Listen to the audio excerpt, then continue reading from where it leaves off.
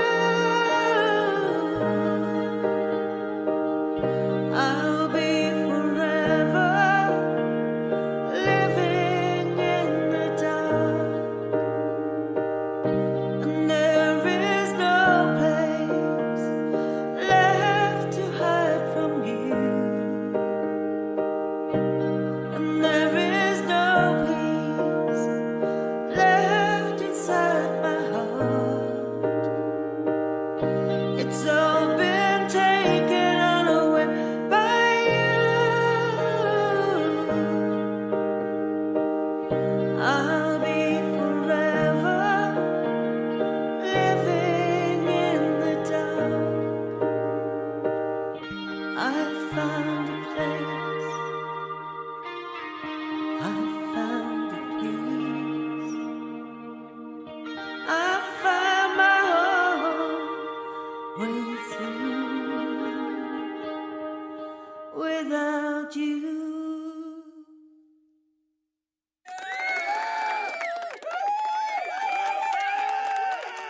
Good morning, good afternoon, and good evening. Welcome to the show.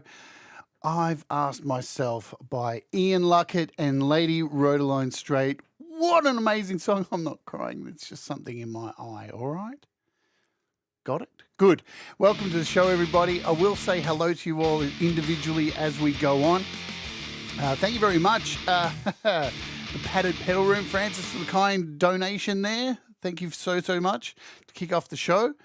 You can do that if you like, or you don't have to like if you don't want. It's all completely in your power. What an amazing song. Why do I love that song? Because I love both of the artists in it. Lady Rode Alone Straight has been a close friend of mine for a long time, and many of us know her amazing vocals, and we've all wanted to hear an original song from her. And I'm so happy that the first original song that she produced was with this person who we have on the show today, because he's incredible. And by the end of this, if you don't know much about this artist, this human being, then by today, hopefully you will know a little bit more.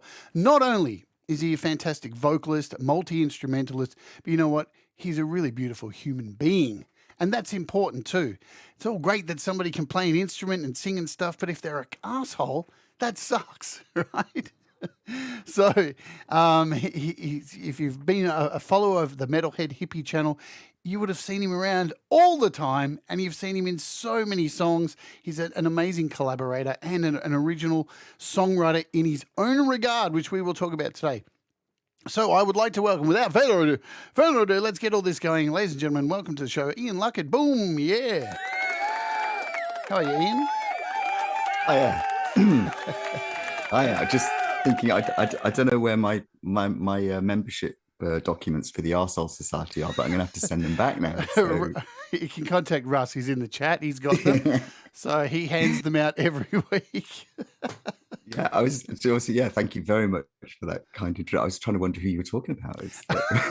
Oh, God. So, no, I tell you what, when Lady sent me that track, she's the most beautiful person to work for, because when you've got a voice that beautiful, you just don't need to do very much to make it shine. Absolutely. And it's like, it was very touching that she asked me. I was really pleased to be able to help, because, it's nervous doing your own first song. It's kind of, you're putting stuff out on the line that you're not doing when you're just singing, which is bad enough. But when you're doing it, your own words from your own heart. And it was so beautiful.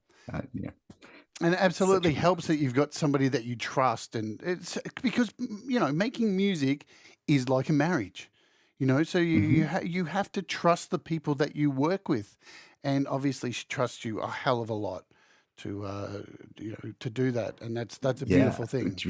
Yeah. I mean, there's always three components, like with a marriage, there's trust, there's love, and there's support. I kind of like, there's a triumvirate of things that support you. And in music, it's listening, composing, and performing.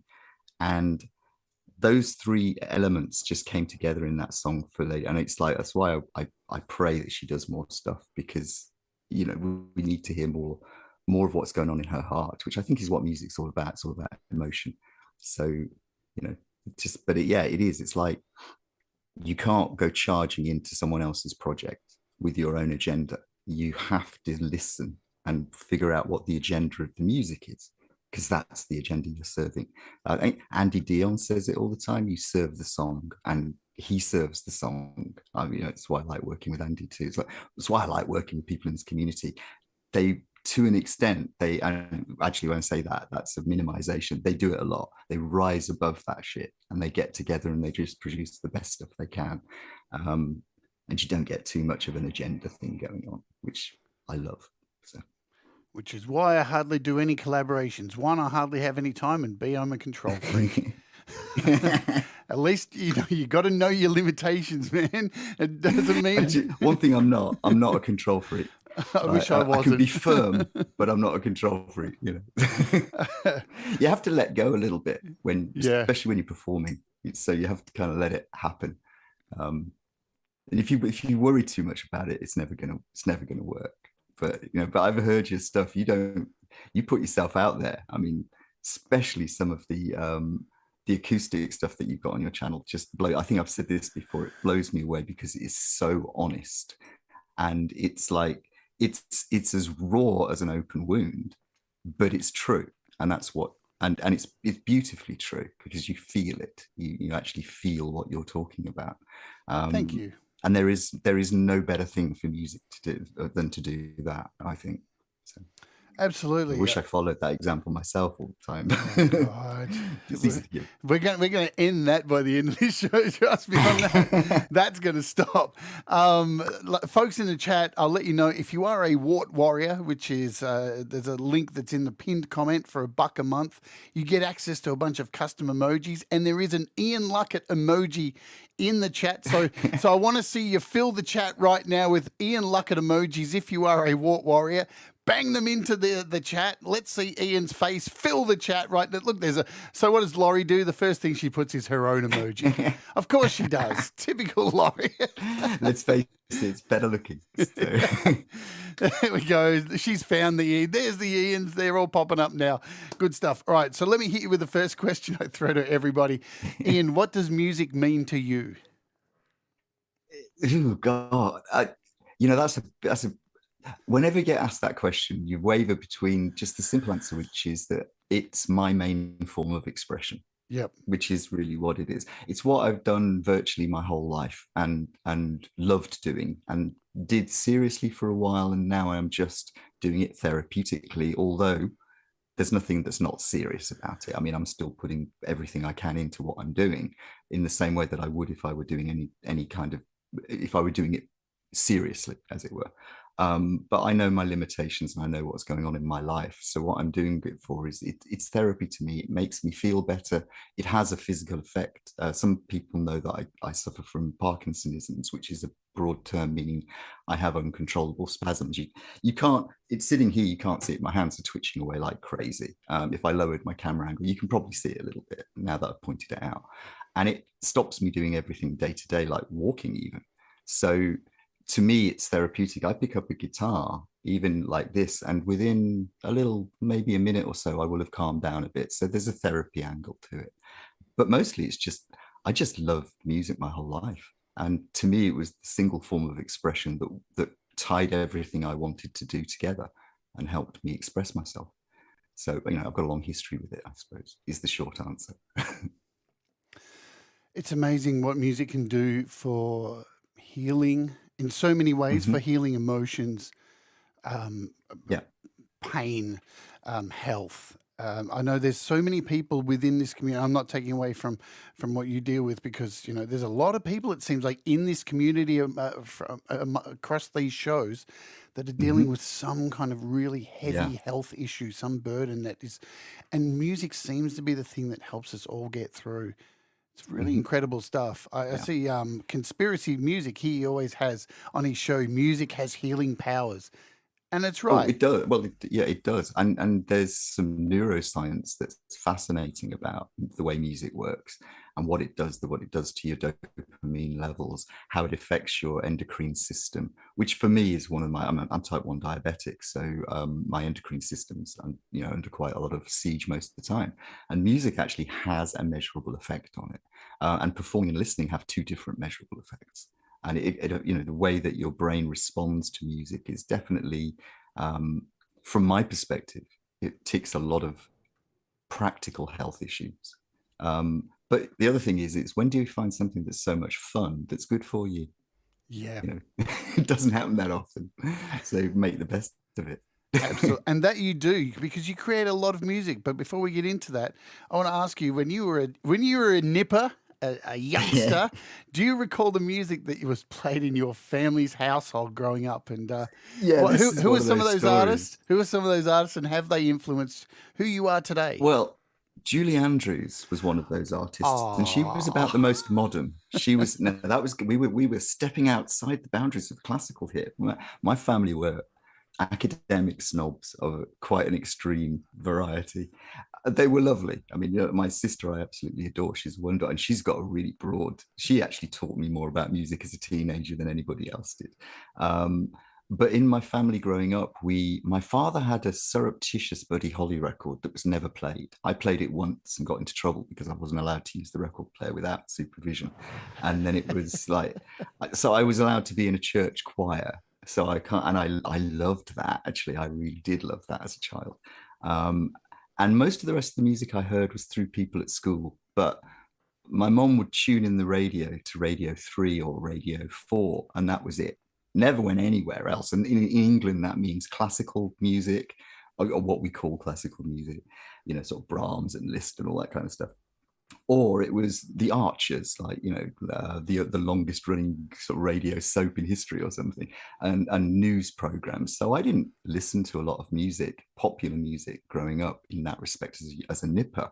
But then I rebelled as a teenager with the help of my sister and a cousin, who was really hip and into Bowie. So that's where I got my Bowie thing from, was my cousin Jan. She, you know, it's like, so I was kind of like, I was pulled along by older sibling and cousin types into discovering music. So I always felt like I started late. I'm still playing catch up because I don't know any of these modern bands, you know. I don't know these modern people. Is he anything like Cliff? You know, that sort of thing. So I do feel a bit like a duffer sometimes when I'm talking. A duffer. But, I haven't heard that term for ages, man. Oh yeah, I love that term. It's a common one around here. I feel like I'm getting there. And the other thing is happy birthday. I should have said that straight away, and I didn't. No. Happy birthday! You've joined the 50 club. Thank you so much. Yeah. It's hey, you know, yesterday I said I don't feel a day over 50. Today I do. In Australia, it's now a day past, but you know, now that joke's fucked. So, it was a good joke for what it was. No, it's good. Yeah. Yeah, it's just a number. It is, you know. That's the thing too. I think I've never focused on age, never have, and never will. You know, sure, you throw it out there and say, "Oh, I've turned 50 and stuff," but I really don't understand people who let a number dominate their life. The only place there is for numbers on this planet, I think, is for science and money, and the rest can go get, in my opinion. Yeah, I'd go along with that too. Yeah, we have a shoe size, we have an age. Oh, well, I forgot. You know, and shoe size is important too, I guess. that. That's right. For buying shoes. Anyway, let's let's turn this into the shoe buying hour. What do you think, everybody? No. Yeah, that's right. I recommend a good pair of boots. Just, you know. Do you remember the first album that you purchased and was ever given to you as a gift? Yeah, the first album that was ever given to me as a gift was actually ABBA. And I don't remember which one it was, but it did have Waterloo on it. And that was given to me as a sort of like, along with I think it was as part of a Christmas thing, you know, like an aunt or an uncle had sent it to us, probably to save us from Brahms and Liszt, you know. But the first one I ever bought was Come On My House by Sparks, which I'd heard at school. I'd heard This Town Ain't Big Enough for the Both of Us, which I don't know if anybody is old enough to remember that band. They were an American band. They were great. Look them up, the Mail Brothers, Sparks. They had a lot more influence than you think, actually. But yeah, they were the first album that's the first album I ever bought. So I had those two for about 2 years, and then I started managing to sneak them in the house and stuff like that. Well, you'll be glad to know that Waterloo was the name of the album. Oh, right. Okay. Yes, that's it. Yes, it had that cover. Yeah, that's right. Yeah. Okay. Yes. Now there you are. I'm sitting here desperately looking through, going, "Oh, I'm going to have to find a song in the album." I'm like, "Hang on a minute, it's yeah, an that's album." Right. Yes, that's right. I remember. Yeah, that's yes. And some of them actually, there were a couple that were quite, you know, quite boppy and okay. But that and Kimono My House were the only albums I had for about 2 years. I think it was mainly because I had to start going out and getting a job so I could afford to buy my own, because my mom would never have bought me music in that respect unless it was printed music or something like that. Yep. So it was, yeah, I mean, but which sounds really harsh when I look back on it now, but I just remember it as being normal. So learning modern music, learning pop music was to me a rebellious thing. It was, it's what I did to sort of escape from the clutches of what music was supposed to be, which was, choirs and things, which I do love. I like that stuff. It's amazing too, like how many people I've had on this show who started out in a choir, in a church choir. A lot of people, I think this is like the 83rd interview I've done or something on this channel. And there's a good 3/4 of people who have began in a church or with a choir. So I always find that interesting.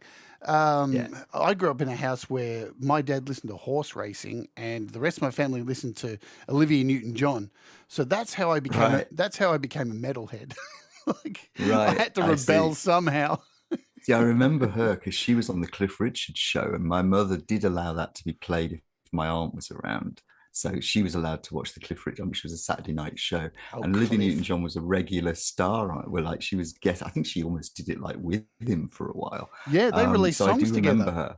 Yeah, so I remember her quite vividly because she was quite cute. And it's this was, I was really sad when she passed. It's like that. Really quite upset me because that's quite of my youth that I do remember quite vividly is that she was real pretty. I think we all grew up thinking that. I think there's probably a few people here in the chat who went, yeah, she was pretty. I remember my first, hang on, do I have my, there we go, the first bleep for the day. But her story is so interesting. I mean, she battled cancer for so long. She overcame it once and then she got it again. And in a way, when I found out she passed away this year, it was like, oh, I'm so glad she could finally get some rest. The poor thing had spent so much time, making music and working for, cancer. She's an amazing human being. Do you remember the first big gig you went to of a big band? Who was that? Of a big band. I was trying to think because they all came in a cluster. I think it might have been Genesis, the first really big band that I saw. I was a big Genesis fan when I was in my kind of early to mid-teens, especially because my older cousin had given me their early catalogue. So I kind of didn't realize that they were still going even until they released, and then there were 3. Or something. I can't remember an album that they came up with, and there were 3, which had Follow Me, Follow You on it, which I think was quite a big hit. But I'd already heard their whole back catalogue, The Lamb Lies Down on Broadway. I remember thinking was this amazing piece of art when I was about 13, which I suppose it is. But it's so flawed now when I listen to it in so many ways. But I think they were the first band, the first big band that I saw. Isn't everything flawed in hindsight? But it's what I thought of it at the time. I thought this was the grandest art I could possibly imagine. Yeah. And it's then I listen to it now and go, oh, it's kind of cool, but it's not that. But it's quite interesting. I think then after that there were a whole succession of punk bands that had kind of survived the first round of punk because I was a little bit too young for the very first round of it, and then it kicked in. So I saw bands like the Damned, and all of them, the kind of the mainstream bands at the time. I didn't get to see everybody that I'd like to have seen at that time, but I think the Damned were pretty, and maybe I'm just trying to think, maybe the Clash might have been close on their heels, but it's all around about that same kind of era. So needless to say, I didn't notice the clash between progressive rock and any other kind of music. There was never any aggression or feeling of separation. It was all just music. So, Absolutely. So school, let's talk about school. So did you do, let's not. well, let's forget the academic side of school because that's the boring shit, man. Did you have a music section at school? Did you have to play the recorder? Is the burning question. Yeah, I did have to play the recorder. I was in the school choir for a while until certain behavioral issues forced me not to be able to do it anymore. Mostly, I think, was probably shouting at the choir master. because I didn't like him very much. I'm not good with authority, so bear that in mind. I also punched a scout leader in the nose, which got me thrown out of scouts, and then did the same thing in the air training corps. So yeah, I know I don't look it, but I'm a bit feisty sometimes. It's like, but no, I don't like being told what to do. So it's like, So you just punch people. So yeah. I love it. No, I don't do that anymore. I haven't really since I was a teenager. But I did spend my teenage years dodging fists. I was not good at getting out of fights. Right. I'm not the kind of person that backs down and placates things. I just step right up into their face and go, yeah.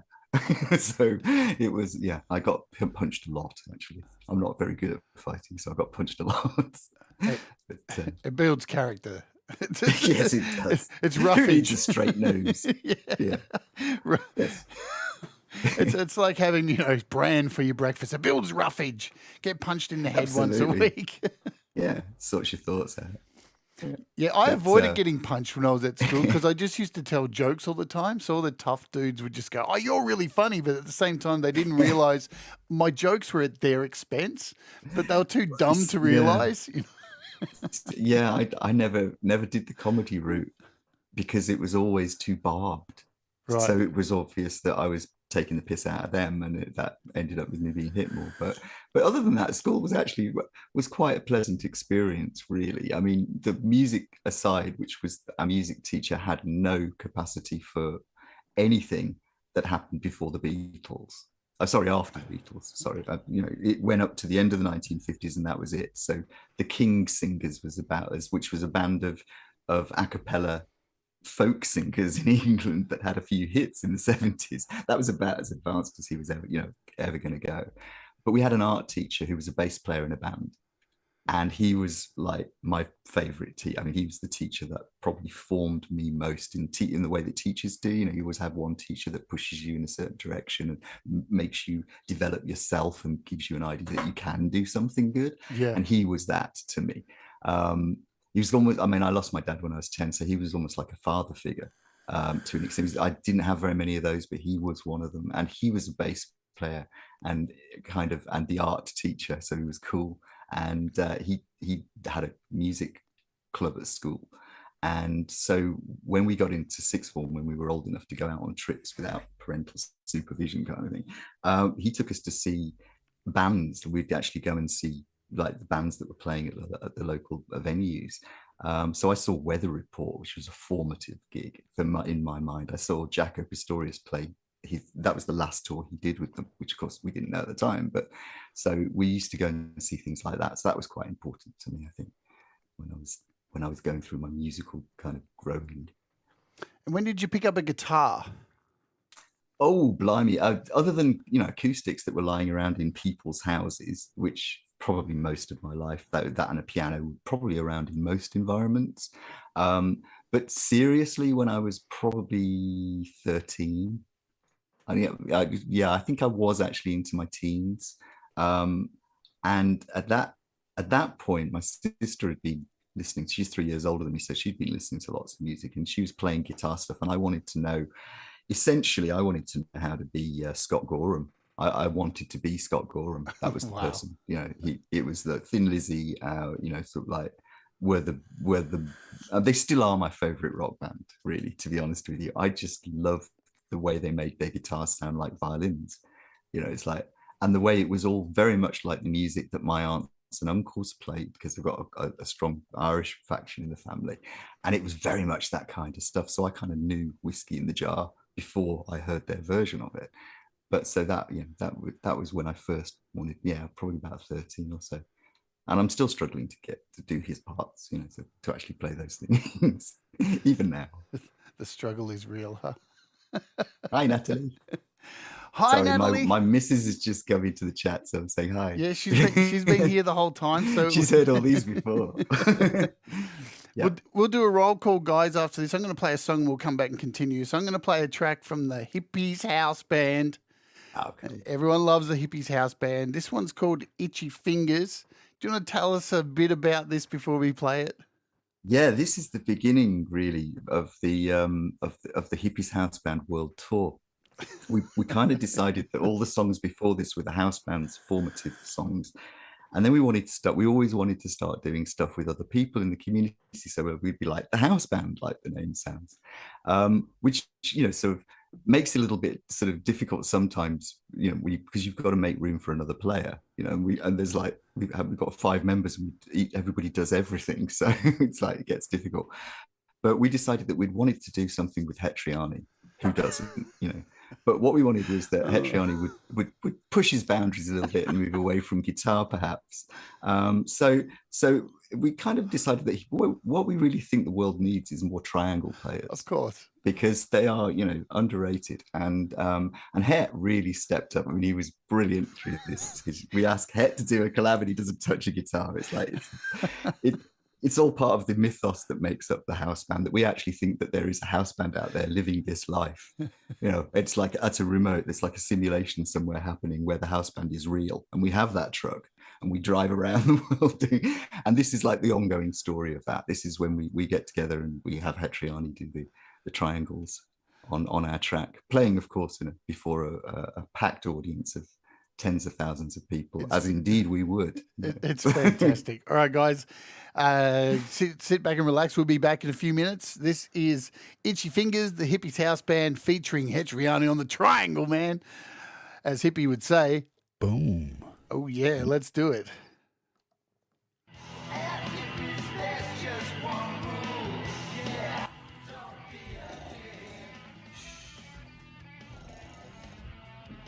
Dude.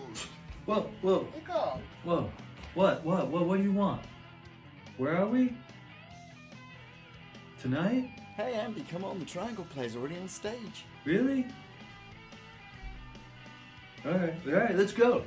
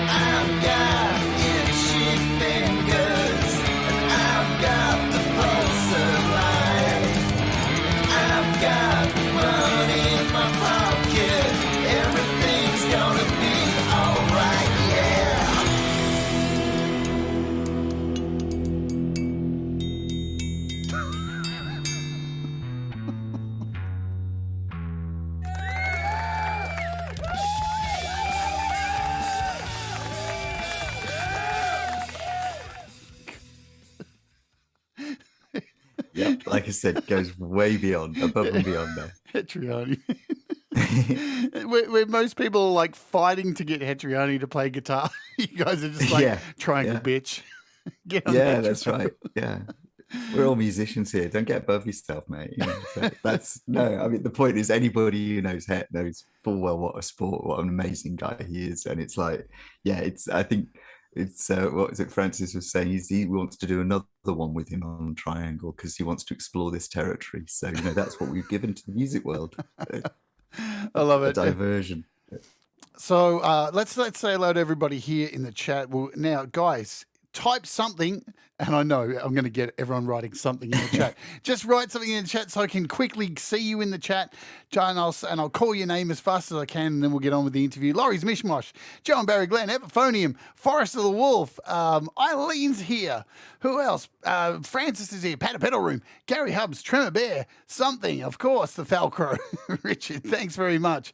Who else? Hambo Hounzo's here. Conspiracy Music, Lady Roadline Straight, Thomas Christ, Hugh Caldwell, Mr. Back from Little Time, Brad Example. Who else? Natalie Luckett is here as well. Gregory O'Sullivan, Deep Gravity. What's going on? Scott Borthwick. Man, the crew is all here. Dude, you have 46 people here. You are a crowd pleaser. Wow, that's about 45 more than I thought would be here. So I knew you'd be a big draw, as they say in the wrestling. Oh, no. Russ is here. Well, thank you all. Saga Kadabra, PJ Kobe. Who else? I'll try and get as many people as I can. Leela Reality. The Lily Pillies are here as well. And so many people here. Falcro says, you do this so well, I'll trip over my tongue. Well, I got a good tongue, mate. A lot of licking throughout my life. Anyway, that's too much information right there. If I've missed you, I saw Pete Johns was here earlier as well. Cy Effin is here too. There you go. So thank you all for being here. If I've missed you, I'll try and call you out as we go on. Tremor Bear too. All right, let's get on with it. Do you remember your first band name? Yeah, I do remember my first band name. It was kind of embarrassing. Good. Because nobody would have understood. We were called the Gabriel's Ratchets.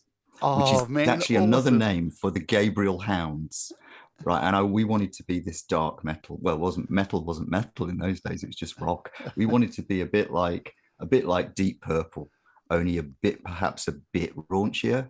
But bear in mind that we were like 14, so So basically, we just learned how to play Smoke on the Water and left it at that. But we were called Gabriel's Ratchets. That later changed the name because it's the same guitarist and the same. And this, same guitarist and me, then formed a band called Geneva, thinking we'd be a bit more Euro rocky, Right.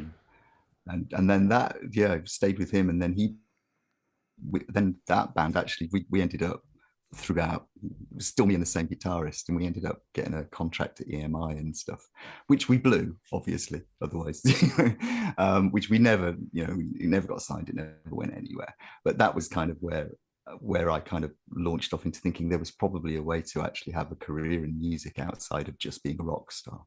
And then, so ended up looking at how to do stuff in studios and, which is easy really, because sweeping a floor and making tea is the same everywhere. So, and that was literally it. Yeah. So I want to ask also, when I was going through your pages, your music online, and folks, all the links are in the description to all of Ian's stuff. So go and click them all and do the clicky and the pokey stuff. I see as a backslash to a lot of your stuff, I see the word data. Yeah, that was a nickname. Tell us about this. I had a career after trying to do music and then realizing I had to kind of earn a living. I followed the same basic path as most musicians do in the world, which is that we do a lot of it when we're younger, and then we stop, earn a living, and just about 10 years before retirement, we have midlife crisis, pick up a guitar and start going again. In fact, that seems to describe all, it's a lot of people, and I'm definitely something. That's all like of that. us. Yeah, it's pretty much all of us. So Data was a nickname I had. I had a couple of nicknames. So I was working in media production and coding and programming. And I did some consultancy work for people like the BBC and for, it was really before the days where the internet got good enough to have anything like so content rich and data driven sites. It was before those things happened. So a lot of things were done on fixed media. So I was doing a lot of fixed media solutions and in intranet, so local area network stuff. And they just called me Data. I just got a nickname as Data because when people ask me a question, it would suddenly sound like Data off Star Trek answering, because nobody understood what I was doing most of the time. So when you start saying, yeah, I just need to put a case structure in here instead of the if then else, and maybe we could turn that function into, and people would be going, they just called me Data, and it stuck. And because it was also like I knew a lot of musicians went into coding because the computer was adopted very early on by the music industry. In fact, that's actually how I ended up doing it, was having to learn how to program a CMI Fairlight, because I'd said I could because I was a young punk who didn't know when to keep their mouth shut. And I hadn't a clue. And I took back the Xeroxed manual, which was in 4 different languages, and had to learn how to turn it on and operate it, which was really programming, but it started me off on computers. So I ended up with that nickname Data, and it just seemed like it was, I don't know, at the time it seemed more appropriate to the music that I was doing, because a lot of it was synth based and a lot of it was based on MIDI instruments, because I hadn't figured out how to plug a guitar in properly. So Data seemed to sort of, and I kind of liked having a different name, but then I thought later, well, nobody knows me as Data anywhere else other than at the workplace. So why do I think it means anything? But that's where that came from. There seems to be a little theme running, because I've seen people as a joke, as friends, like put in the chat, call you C3PO at times as well. Is that so there seems to be an Android theme running for you there, Ian. What's that all about? I think it's just my accent. My mom sent me to elocution lessons because I'm a Brummie, so I should sound more like Ozzy Osbourne, to be honest with you. That's what I should sound like. No, you don't want to sound like. She said, or a member of Duran Duran or something. And I don't really sound like that because my mom was such a snob, really. Bless you, Mom, but you were. And so she sent me to elocution lessons. And I think that Anthony Daniels, who played C3PO, just overdid the Englishness a bit. Oh, hell and yeah. When you're on this and you're talking to people from all over the world, I mean, I know perhaps it's not the best political decision in the world to emphasize your Britishness, but I just can't help myself. So I overdo it a little bit and sound like C3PO. I kind of, I get it. It's a nice thing to have. Hey, man, C3PO is one of the most popular characters, Star Wars, in my opinion. They're the worst people, yeah. Him and Darth Vader make the entire show, in my opinion. If it wasn't for them two, it'd be And boring. We all know that Russ is Darth, yeah. So. Absolutely, Russ is Darth. Russ is Darth. So I'm gathering, once you started playing in bands, and you said, you got signed, so, didn't go anywhere or anything like that. But hey, that's really exciting when that happens. I've been there when I was young and made dumb decisions, signed things I shouldn't have, and then got royally fucked right up the kazoo. So you started playing live around your area? You started doing gigs or anything? Yeah, when I was about 16, we started playing live, but in just local youth clubs and whatever, which they used to be. We don't really have them anymore. And then we just branched out when we were old enough to pass for 18. We were playing in pubs and things like that. And there was a really reasonably good and healthy kind of pub scene to play in. So we just carried on doing that, really. And then we just the venues just got bigger and bigger and bigger until we were supporting, fairly large venues and things like that. And it was quite nice.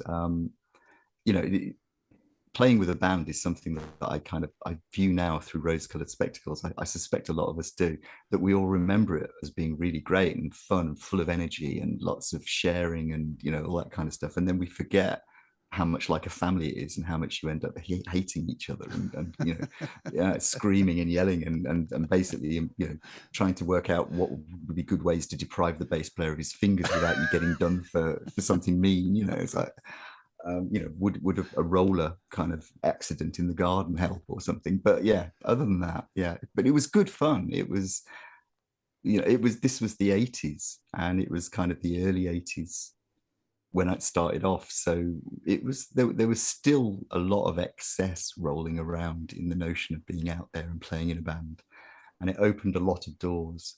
And it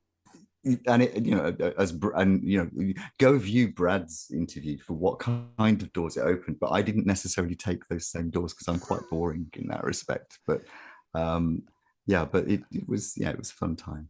Only Brad could open those doors, though. Yeah, quite. I mean, I'd hesitate to even think about it, but yeah, Brad, straight through.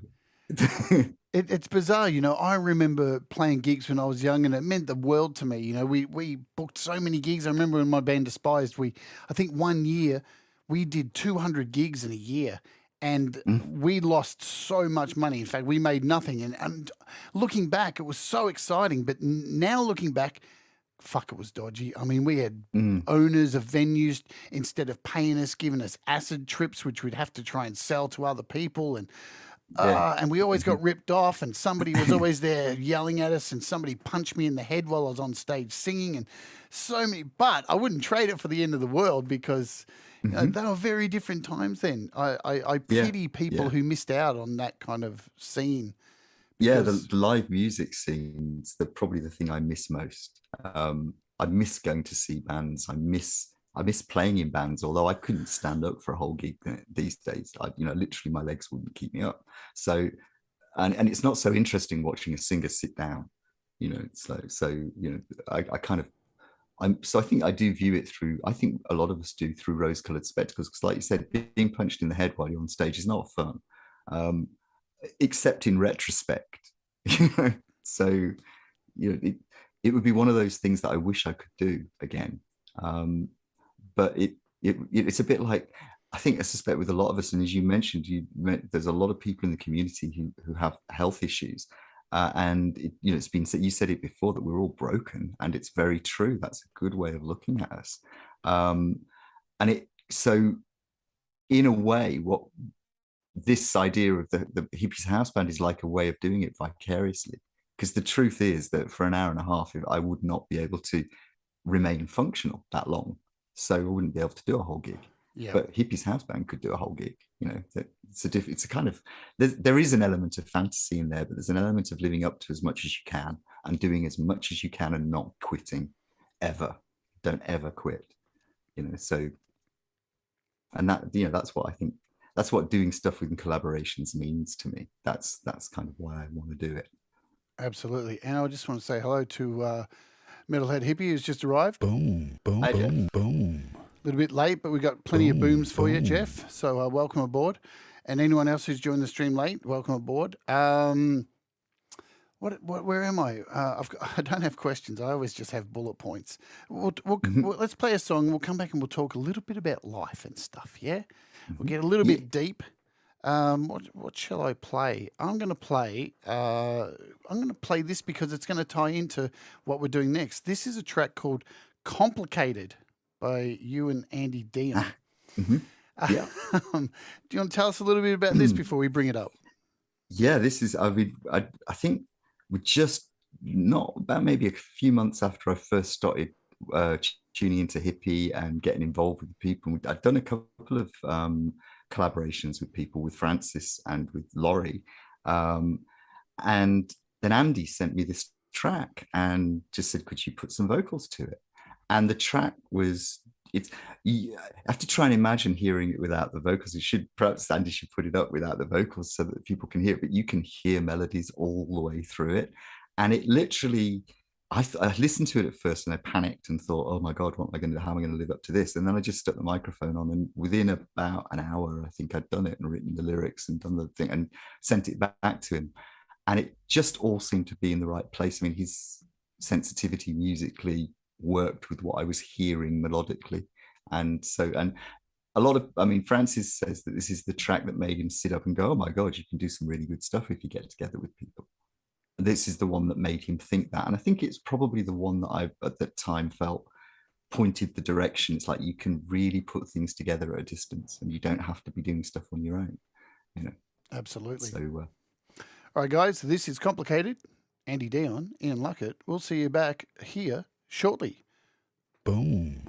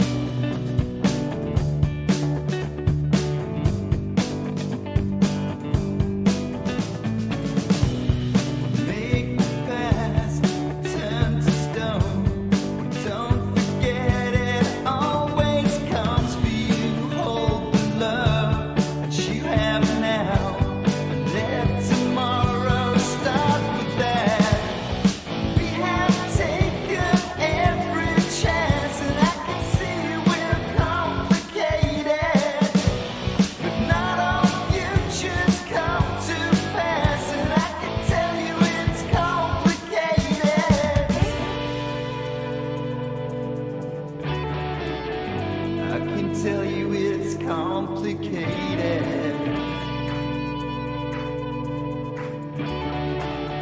You know it's complicated.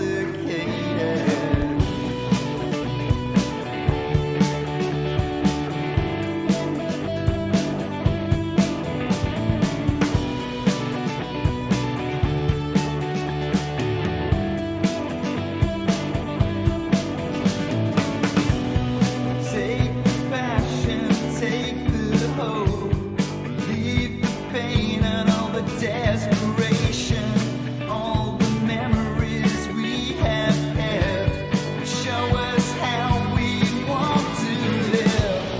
If our days fly by too fast, you can see that it's complicated.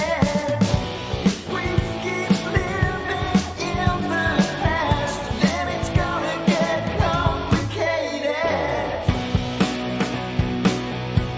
It's gonna get complicated. Yeah.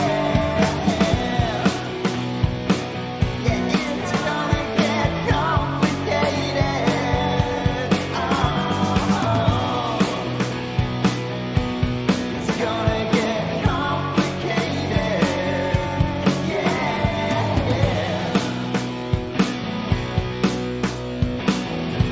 It's gonna get complicated.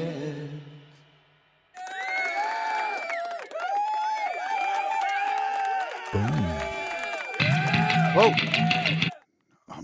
I'm off my game. What's going on? That's not like me. I did a Ron Ward. Play the next song. I'm like, right on. Ronnie Ward in the house. What a great song. And everybody agrees, great song. And Andy's an amazing artist too. He does so many collabs with yeah. so many great people. Wolfstone. Yeah, so many. He's, in actual fact, I think he's got to be getting, like, him and I have got to done very similar numbers of collabs. And Laurie, of course, she's the collab queen. Because I keep thinking now my position is probably slipping a little bit because I've a little bit of slowing down recently. But those two have charged to keep going, and so does everybody else. I mean, PJ is always Russ is collaborating with people. Everyone is collaborating, and to me that's the most hopeful thing. And I know they were doing it before I did it. It's happening before then, but it seems to have picked up a pace so much because the people in this community are prepared, as I say, to put the song first and to put the music first. And it pleases my heart, put it that way. It really does, to see it happening and to hear it happening. And that to me was where it started for me. I think was complicated. It blows my mind how much content is put out by so many people. I mean, I wish I could keep up, but when you do a show at the same time, when you're a YouTube content creator and trying to create content every day, I've discussed this on my channel. I just don't have time to make music anymore. It sucks. So I've got to try and incorporate it into my shows and show you how I'm making it, which is a hard thing to do. Sit there in front of 30 people and go, all right, here I am. It's hard enough when you got red light fever in privacy and freaking out, and then you're doing it in front of 30 people. It's like, oh shit. Yeah, I don't think. I mean, it's fascinating to watch. I have to say that I do love watching other people's process, because it comforts you to know that you're not the only person that has ridiculous processes and does do the same things and makes that, but also he's going in the right direction. There's both sides of it. You're comforted because you're doing the right thing, and also comforted because you're not the only one doing the wrong thing. And there's something about watching that, but I couldn't do that. I think because my process is like so many mistakes that it would be more like a comedy show, which I suppose has some value. But I never get it right first time, ever. So nobody does. Yeah. No matter how good you are, so if you're out there thinking that, why am I not getting things right? The best of artists sit there and struggle and go through moments, because especially as a singer too, because we are organic. We're living, breathing instruments. And I think people forget that if you are a singer, and people get incredibly harsh on themselves and go, oh, why can't I do that? It's like, well, it's a lot more than just, your nerves or how you're sleeping, how you're eating. Yeah. What you put in is the shit that you get out. So if you're Yeah. struggling vocally, sometimes it's good to go away and play some video games, go eat something, go do something nice for yourself and feel good. And, you know, it's like putting a new set of strings on a guitar pretty much. There is that. It's the resting and an active phase is like any muscle. You know, I mean, if you do nothing but run full tilt, you're going to strain something. But if you you have nice hot baths afterwards and you look after yourself and you do the exercising too, then it'll make you fitter. And it's the same thing with the voice. I mean, it's somewhat funny that we're saying, you know, as a singer, you're organic and what you put into your body. And here's both of us smoking. You know, it's like, but that's not to say that isn't correct. But I've got a vape, we're both mate. idiots. You got a no, I mean, I'm the stick, biggest idiot. vape. Yeah, it's crazy. Get onto the vapes, mate. You'll. Unfortunately, there's the reasons that there are valid reasons that probably for legal purposes I shouldn't go into. But it is, you have to really. And but the other thing is that's not all it is. You can know exactly where to put your fingers on a fretboard, a keyboard, or your breath in your throat. You know where to put your diaphragm, where to put your throat to create a sound. Does not mean that you're going to be able to express the emotion that's causing you to want to create that music in the first place. That's from somewhere completely different.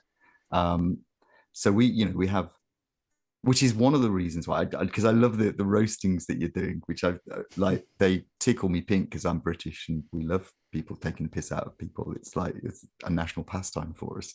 But at the same time, I understand you should never tell a person to quit. Absolutely. Because then they'll never get any better. Absolutely. But at the same time, sometimes when they want constructive criticism, it needs to be there. But I think that's best done in personal sessions, private. So you don't want the rest of the world thinking it's okay to be ripping the piss out of each other all the time. It needs to be for a reason, a special reason, and you'd like the way you're doing it. Like we know that this is the way this show is doing it with this group of people who are fully cognizant of what's going to be happening. And in tune with it. So, but I think it's important to make people want to keep doing music by reminding them that it expresses our emotion. And it's one of the few ways we have left to do that globally because it's a common language, Yeah. Look, there is a reason behind, not only that the reason we're doing the roast is for fun. Like that's the first thing, for laughter, because laughter is very important. But there is another underlying reason. It's probably not been apparent yet, because there are so many shows out there promoting people's music, and everything's awesome, and everything is allowed to be awesome. But we thought I would do a show that's completely the opposite. So maybe we can start getting to a point, because at the end of this month, I'm starting to do a new Wart series where we have a panel on at the end of each month talking about topics. And the first topic will be feedback, because feedback is important. But how do you broach feedback, without offending people? And we're going to talk about that and have a lovely guest panel on. It looks like so far it's Thomas Christ, Ron Ward, Pete Johns, and Metalhead Hippie. 4 people who host shows playing our music. So that's going to be fun. Hopefully Jeff can do it. But because feedback is important, because, and you can give feedback without being an asshole. Absolutely. If it's constructive. Absolutely. That's very true. And again, it's what a lot of people, I suspect, within the community, it's about the only component that's not regularly apparent. And the reason for that is obviously because nobody wants to upset or rattle anyone's cages or put them in a position where they feel like they shouldn't be doing this anymore, because that is not where we want to be. Absolutely. But at the same time, we do need, everybody needs constructive criticism. We all need it. Yep. Working collaboratively, you get that within the collaboration, within a good collaboration. That's what will happen, is you'll moderate yourselves, and you'll watch what everybody's doing and then draw it together as best you can. And that's how things work collectively. When you're on your own, it can be really difficult to get any sense of how do I improve, which is also, that's the next step. It's not just not giving up, it's how we improve. So I get that completely. It's plus having somebody reveal some of the mistakes you may have made in terms of presentation and production and all of that stuff can be very, very instructive, but it's also very funny. And let's face it, some of my stuff is funny for that. We've all done tracks where we've got gawking great holes in it and mistakes and things we should have done. We all know, and it's good, like you say, humor can direct us back into something that makes us, and sometimes humor is very positive. Absolutely. So humor within music is difficult, really difficult when you think about it. Tell a joke musically without falling back at them. We can all do that. We know that short form, but do it in another way. And it's kind of difficult to do. It's when we did like the roast, me and Russ, well, maybe not Russ, I was, nervous about it. I don't want to shit all over the people that I love. Russ, on the other hand, he doesn't give a shit. but what was interesting about it, because I find, the psychology of the way people react very interesting. Mm-hmm. And what was super interesting, I don't know if you have watched it and seen this, but everybody in the comments were far worse than anything that we said. They were terrible. That was so nasty. Give license to a person to do that, though, to express. It's like having a punch bag. It's a great, if you work in an office, have a punch bag in a room somewhere, because that's a real good stress relief. And people but they knew they weren't going to cause the people's music who's being played to go out and jump off the nearest bridge. They knew that wasn't going to happen because these are friends. Yeah. And it's different when it's friends. Friends can say anything to me. Francis could tell me that I sounded like a croaky frog, and and make a joke out of it. And I would take it perfectly well. It wouldn't upset or offend me. It's like, I wouldn't think he was telling me to stop. That's the thing. I think it's that thing about never stopping. So you never get any better if you stop. Absolutely. Let's talk about family and stuff. Yeah, because you're a family man. Your family is very important to you. I'm assuming. Yeah, one of them. Nat was in the chat earlier. I don't know if she's still there. She might be off watching something. She's still here. Time. Of course, she's still here. I don't know. You're still there now. Yeah, you're holding her attention, dude. Well done. I think Agents of Shield might have dragged her away because she was watching that series. Recently. I got her onto it. So. You obviously played music when you were young and stuff, and I'm assuming family. You create a family. You got to work, do all these things. So sometimes music can go to the back burner. I know a lot of people have that kind of story. Yeah. I want to talk about, you've got Parkinson's, man. It's a big burden to carry. And it's not Parkinson's. It's a Parkinsonism, which is a general term. So it's not actually Parkinson's. Okay. Where were you? What was going on when you found out this? Did you start feeling, was it something you felt and then you went and got it checked? You went and got an opinion? Pretty much. Yeah. I mean, I've been type 1 diabetic since I was 13. So that's an endocrine problem, sort of insulin just production stops. And I'd always treated it really well. I'd had very good control. And then I got to my late 40s, early 50s, and started to have problems recognizing low blood sugar and high blood sugar, which is necessary when you're diabetic because you have to know how to respond, because low blood sugar episodes can be lethal. High blood sugar episodes over the long term can be lethal and can be a big problem, but they're not going to literally kill you on the spot. Whereas a low blood sugar episode can put you in a coma and that's it. You're gone. They can happen very, very quickly. And I stopped, and I still don't have any warning signs at all. I can function and be at below. There's a scale that you measure it by. So, for instance, at the moment, my blood scale, any diabetics out there will recognize what I've got going on here. I've got a blood sugar level of 8.9, which is a little on the high side, but I don't want to go too low. And you'll figure this out when I'm telling you why, because I don't have warnings. So, if it falls below 2, you can pass out and go into a coma very, very easily, and it can be impossible to revive you.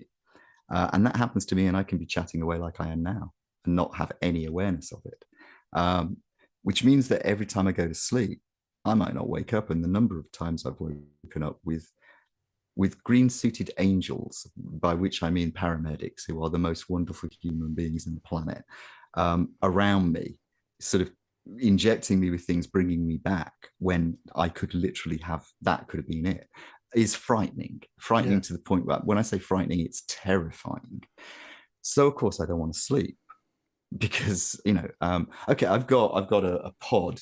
People probably see it on various things. I've got a pod that delivers insulin. Yep. This little pod, and that keeps my levels as controllable as they can. And then I've got a little sensor on my stomach which reads off onto it, which gives me alarms if my blood sugar level goes too high or too low. Oh wow. But I've got to kind of be awake enough to hear the alarms. So consequently, that I think is the shakes and tremors, I think were something to do with the endocrine system anyway, but a lot of it's functional. I'm just terrified most of the time, and that exhibits not in a consciousness awareness of it, but in my body just refusing to do things. So it's very unusual because I'm usually much more in control of myself than that, but this can literally stop me from walking around. So that's the two basic conditions that I was facing, and they got diagnosed by going to see my endocrine specialist and sort of saying I'm not getting warnings, and eventually they suggested a transplant, but what with everything that's been going on, that hasn't happened yet. So I'm on technology now. They're putting me onto a new thing that actually learns your needs and actually adjusts your levels accordingly, which will make it a lot easier for me to control it. But I still have this big issue of not knowing what my blood sugar is doing, which is okay during the daytime. I can test it, but when you're asleep, it's not so good. So my sleep pattern's crazy. Imagine going 8 years without sleep, without proper sleep.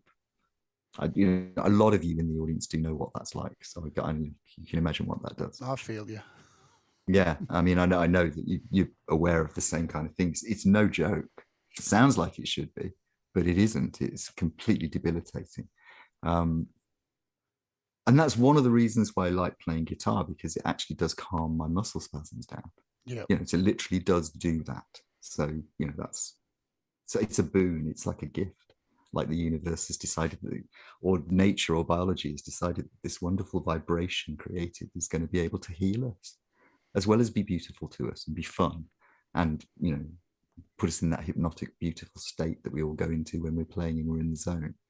It's like music is proof that there is a God. It almost gets to that point. I could get quite messianic about music if you want.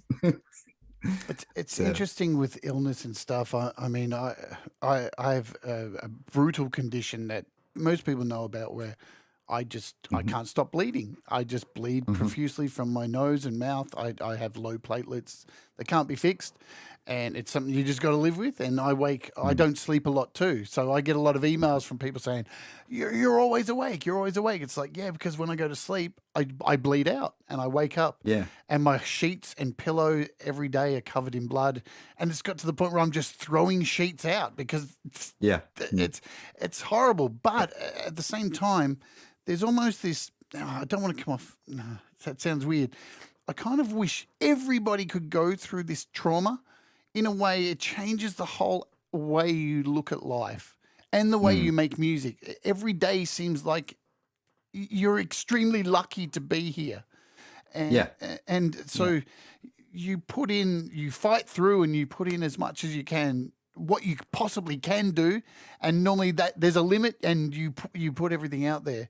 And do you find, since you're being diagnosed with all of this, that you do you value your creative space more? Everything's has more value? Oh yeah, absolutely. I mean, there are things that levels to value. For instance, the thing I'm most happy for, the thing I cherish the most is family. Yeah. My 2 daughters and my wife are absolutely my life. They without them, I don't think I'd even exist without them. I just don't think there'd be any me without them, to a certain extent. And they got me back into music. It's their encouragement that made me do it. I mean, I played guitar to the kids when I was young, when they were growing up, but I was a weekend dad guitarist. It's like, but I'd write tunes for them and things like that, and songs that they remember. Like there's one's called "When Let the Rain Fall." They know it as the Butterfly song. I have no idea why, but they do for some reason, because I think they thought it sounded like butterflies when they were 3 or 4, so they helped me get back into it. So I cherish them the most. But music itself, The capacity to express your emotions so that another person can experience them is magical. Yep. There's no other word for it. Just define it in any other way that makes sense. It's just magical. So, Let's speaking of music, let's play a bit more of yours. I'm going to play something from this, some of your original music from this unreleased album. yeah, We'll play the track and then we'll come back and talk about it. So just let me make sure I've got everything. I'm going to play My Heart Is Broken. Let me bring this up, make sure everything's good. Let's play this and we'll come back, everybody, and we'll talk about that in a second. You ready? So grab a drink, do whatever it is you need to do. Enjoy the song. Oops, I muted myself. And let's do it. As Hippie would say, boom. Oh, yeah.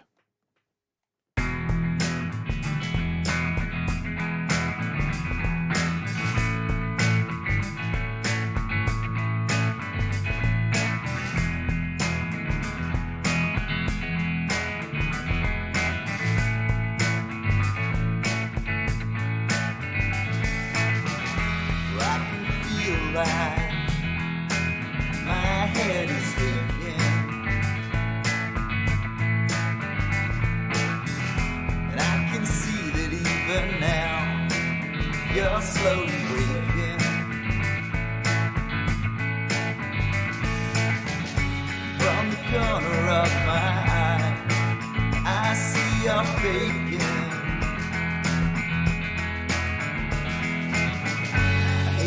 Contradict you now, but my heart is breaking. You just said that you feel like crying. Well, I could wrap you in my arms, you can't stop trying. There's a place where we will find no room for lying. So I hate to interrupt you now, but my heart is dying.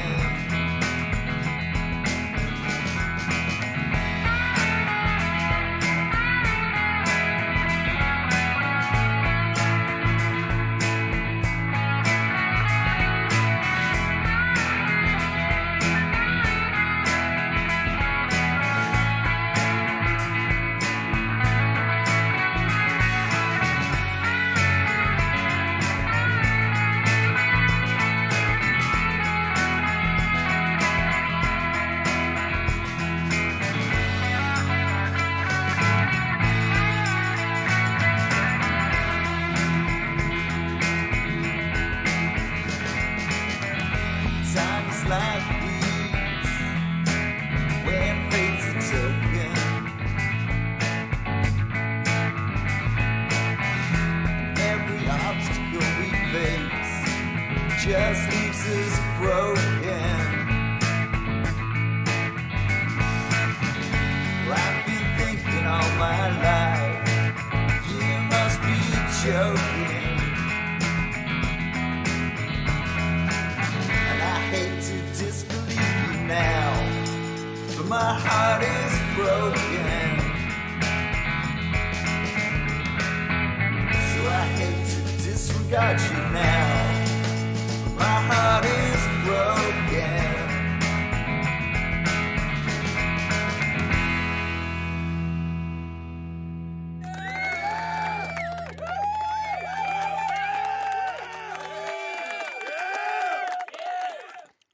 Boom. Boom. So tell us about this album. It says here. Good night, Linz, as well. Good night, Linz. Good night, Linz. Yeah. And thank you. So many other people who have joined us. I haven't got to call you all out. But you know what? We've got Ian on the show. It's very, and I'll explain this to guys in the chat. I know I don't interact a lot with the chat, but when I got someone on here, I'm laser focused on this person and letting them speak, and because I want to hear everything they've got to say. So that's why I ignore you. I love you, but I'm ignoring you because this man is incredible. Tell us about this album. What's going on with it? Well, the album title has to be explained because I have to apologize also to Boomer Boomer bass meme, because I said in a comment on Hurricane Moon's last release, which was our first song that we've ever actually done as a duo. We've always worked with other people. We've never worked on anything just the two of us. And Francis, as everybody knows, the Paddy Pedal Room, has been on vacation, you see. So he did this little skit at the end of it where he's on vacation, he gets a phone call from Mooney, and it's just like, I'm on vacation. And it's a little skit at the end of it, like we often put at the end of stuff. And Boomer, I made a comment in the chat about, oh yeah, this sort of vulgar display of gratuitous vacationing. We cannot have that. And Boomer said, that's a great title for an album. So I thought I could say you're welcome to it, Boomer, or I could just nick it and make sure I use it first. So that's essentially, I've been mean this time. This time I've been mean, and I've thought it is a good title actually, because it encompasses a lot of the songs that I've been writing. And it's so it's all, this is unreleased. I'm still kind of working on it now, so you can see from the still screen that it's just, I just put that up as I just put 3 pictures together and stuck some lettering up in order to put it up so there'd be something to play. This won't be available yet. It's still, there's probably, maybe there's still mixing and mastering to do. I think there probably is. Yeah, so this is kind of like, this is how I kind of come up with things. Probably noticed from that song I wanted to do a song with just one guitar, one bass, a lead guitar, and vocals with maybe, and just like you do it with a 4-piece band or something. And so that's what I did with it. And it's like, and I didn't realize until I'd finished writing it that I just basically ripped off every single early kind of Rolling Stones song there has ever been. And then when I put it up online, it got a copyright claim against it from some Eastern European song that's basically just got E major and A major in the verse, the same as this one. And that's it. Everything else is completely different. So it's one of those muck-ups. But it's like, actually, surely the Rolling Stones should have said no to this one. Yeah. But maybe I'm mishearing that. That might just be the way I hear it. To me, it sounds like that. And I kind of wanted to do something a bit more basic, a bit more just one track. I literally set each track and play it just straight through. So every single track is just press record and play. So it's just like old-fashioned recording, which I kind of like doing. So yeah. There's nothing worse than copyright claim trolls, man. They come out the woodwork. They claim drum beats. There is this horrible, for those of you who aren't content creators, there's a group of horrible human beings, they're not even human in my opinion, who will go out and say grab GarageBand and grab a drum sample and they'll upload it somewhere, and then that'll copyright that drum beat, which is supposed to be open for everyone to share, and then you get claimed for it. It is just a struggle. And I don't know if you saw this yesterday. So on Instagram, a whole lot of people with blue check marks next to their name lost their check marks because they faked being musicians, and they grabbed a whole bunch of free-to-use beats and released them to, say, DistroKid or whatever, and now they're on Spotify, so they use that to get a check mark, and it's not even, oh, man, people will do anything to get popular. It's so... sad. It's ludicrous. And as I say, if every song that has E major and A major suddenly comes under a copyright claim, that's about 1 billion songs, isn't it? So it's like everything from Buddy Holly. It's like, how are you gonna do that? So anyway, that's sort of so there you go. So playing it here is like my defense in court is that this song sounds nothing like the one that they're talking about. But yeah, and the other thing was I wanted to do a song which expressed how I actually felt about the way the world is moving at the moment. And I know it probably seems like for people, anyone who pays any attention to lyrics I do at all probably knows that I do this quite a bit. So like there are a lot of protest songs lyrics in what I do, but I try and wrap them up in ways that sound pretty, so that they sink in and nefariously burrow into you. And there are other people, like Brad does it.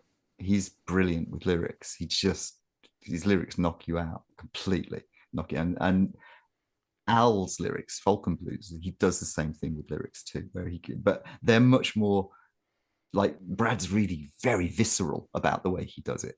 And I like to have an overview, but I kind of like the idea of putting it down into something that's very basic, like a broken heart, which look, there's something about what you write. There is a lot of you have a what's the word I'm trying to look for? There's a definite a point to your stuff, and you can hear that, like a lot of conviction with what you write.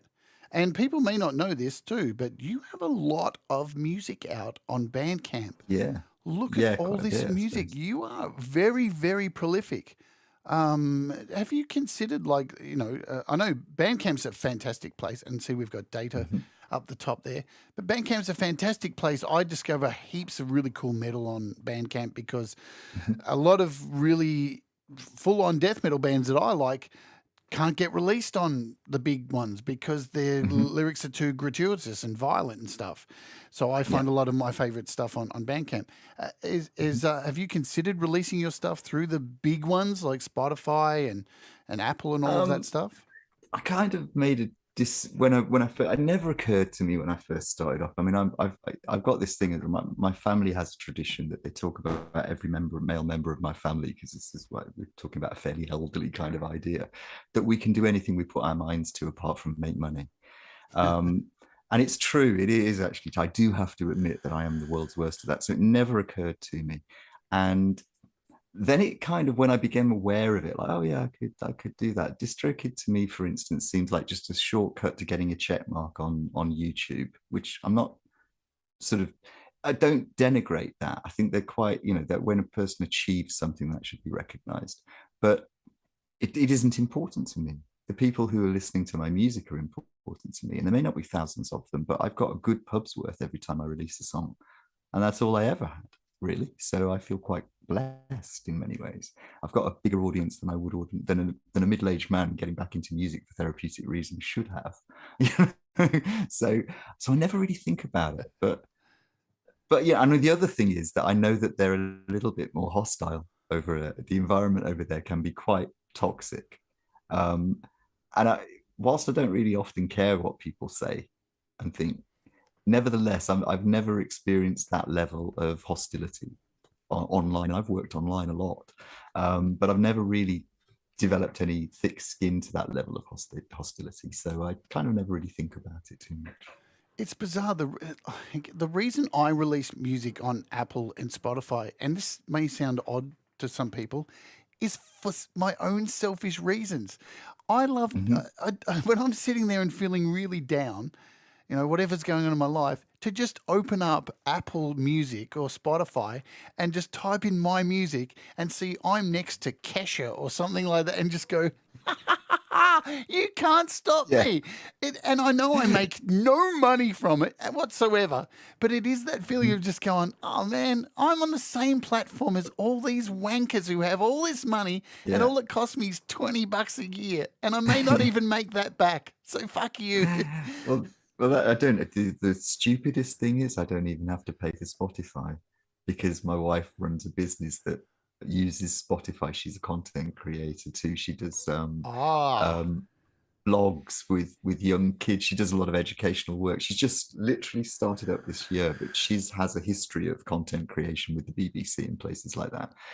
So she has Spotify already set up, and she's got the one where you can have multiple artists, like your own label there. So I could just put my stuff up on it if I wanted. You know what? I really ought to look into it. I think I will promise here that I will look into doing that and maybe make it available, and then I can feel bad about how little money I make from my music. It's really grounding, trust me. It's really grounding when you go and have a look and you're like, wow, $2. Yes, man. Yeah. You see, I've got a feeling it's like, what? I owe them 2 cents?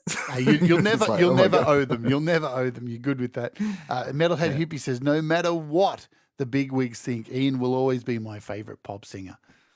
Oh, thank you, Jeff. Yes, pop singer. And Russ says here, and I love this about Russ too. He says, I do it so I can listen to my Alexa while doing stuff, because Russ has had a stroke. He's really he makes all music with one arm pretty much, and he just calls his Alexa and can hear his own music. It's, you know what? That's a perfectly valid reason for doing anything. Absolutely. So it's definitely not all about being a rock star. That's because I've been there and done that when I was young, and you know what? It's not fun. It's not fun. I mean, there is the truth of it, which is that who is really going to be interested watching a middle-aged father play guitar and talk about guitar? It's going to be other middle-aged fathers.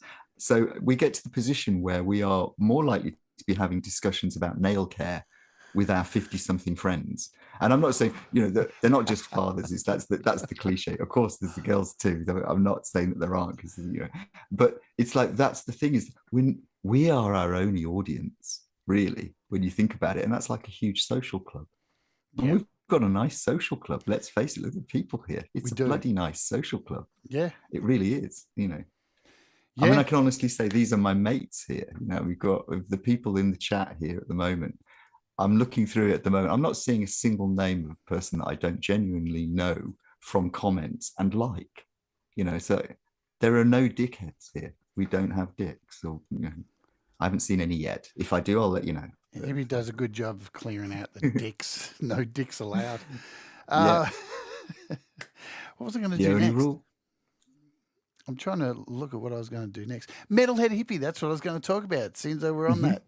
How did you come across this crazy, wild-ass man sitting there? Now, I'm going to say it. I know he'll get upset. Well, I remember the first time I'll say first. I remember the first time I saw Hippie, I was like, who is this guy sitting in the dark with his long hair, muttering away every second word, boom, what is going on? And then the more I watched him, the more I'm like, hang on a minute, there's a massive heart behind this guy. He really genuinely cares so much.